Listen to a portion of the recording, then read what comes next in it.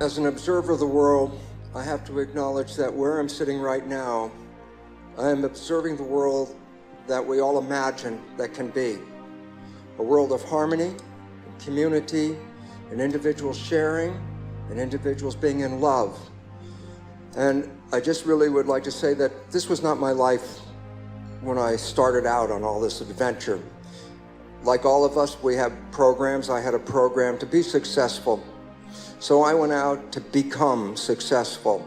So I worked, and when things didn't work right, it provoked a lot of anger in me, because it's like, oh, you're not getting there. Keep working at it and try and bend the world and make it fit and all that kind of stuff.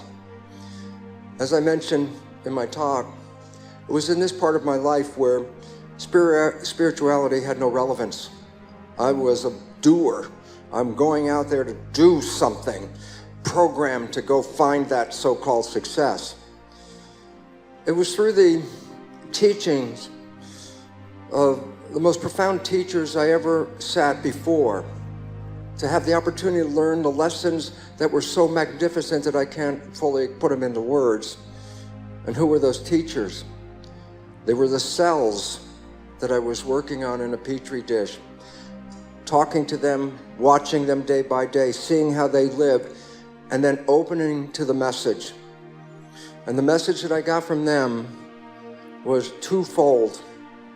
Number one, they showed me, from my point of view and my reference to life, that there was something called spirituality that I didn't know existed. And the moment I saw the mechanics of how a signal from the universe comes in to my body suit, my virtual reality suit, and was running this, there was this instant of recognition. I said, oh my God, I can't die. I'm not even in here. That concept of immortality was one of the first and most important lessons I had. Why? Because all of us, when we grew up as children, there was a point of learning that people die, and that you are people, and that you will do so yourself, and your parents will die, and your friends and loved ones will also die. And we get so caught up in that. The moment of reality that I couldn't die was the most uplifting experience I could ever imagine, because the fear that we are programmed with, that you may not say every day, oh, I'm afraid of dying. You don't have to say it. It's built into your subconscious. It's running your life. Every movement you make, every action you take, there's something in your mind that says, how's this going to affect my life? Am I going to threaten my life by doing this? Or is another person going to threaten my life? And we get into that. So for me, the truest knowledge I got was not a devotion to spirit. It was an owning of spirit. It was owning it without saying, I think it's this way. I owned it. And the moment I owned it, a weight that I ever knew I was even carrying around disappeared, because I became free for the first time to recognize I'm here for something other than my life.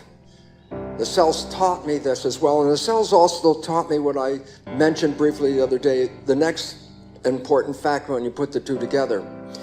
And that is that we have been programmed in this world not to love ourselves. We've been programmed to be criticized.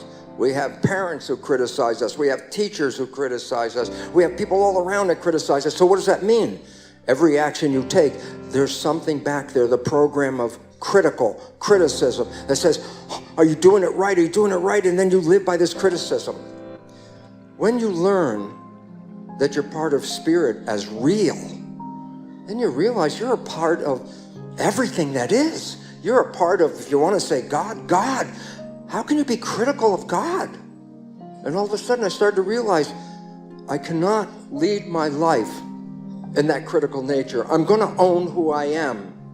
I'm a spirit that has come to this planet to experience and to create and to manifest heaven on earth. And I have now two lives. I have previous learning life, struggle, anger, control, trying to fix everything.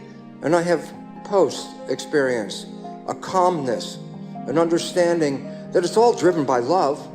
Even if other people can't see through their filter of criticism, you're still driven by love. Every one of you is a piece of all that is. Every one of you.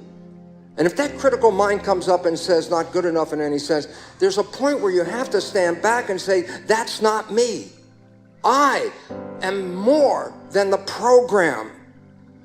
And when you let go of that problem of self-criticism, you learn and experience for the first time in your life self-love. And why is this important? Because as I learned through years, I could not love the people around me until I could learn to love myself. It was always simple. It was a joke in my head. Somebody would say they love me, and I go, what kind of quality control do these people have? I can't love me. How can they love me? And I would reject and push away the love because I couldn't own it to accept it. And if I could leave one message behind about love, is that you are love. You are a piece of God that came here to create the most beautiful thing in the universe, planet Earth. As we go outside and see nature and the glory of this planet, that's why we can understand how beings from other places are, if anything, jealous not to come here to share in this beauty. So if I could just leave you with this understanding, you came here to create heaven. Other people took away your power by programming you to criticize yourself. Own who you are, because then your creative abilities will come forth. And guess what I found out? I didn't have to go out and make it happen. I didn't have to go out and beat the world to find success to bring it in. I just walked out in love, and it all came to me. And so recognizing that was a choice. There's a choice to say, do I want to be the filter, or do I want to be me? And when you start to recognize me as not just this isolated thing, but me as every one of you joining together as one collective, all that is, the glory of life on this planet cannot be built by anything else in the universe than what you can do here. You are creators. Own your creativity. Own your spirit. It's not words. It's not devotion. It's a true knowledge. You are spiritual. And that is the opening of life. Because when you are spiritual, then you recognize that everything else is spiritual. The indigenous people of the world lived that way. They lived in a garden. They maintained a garden. They lived in that peace. And we need to bring it back. And you represent the community, the seed that spreads that vibration through the world. It's all of you. We are mirrors to reflect who you are. I just wanted to share that because I'm just sharing you with me. And that's who you are. And that's why my life is beautiful, because I'm with you.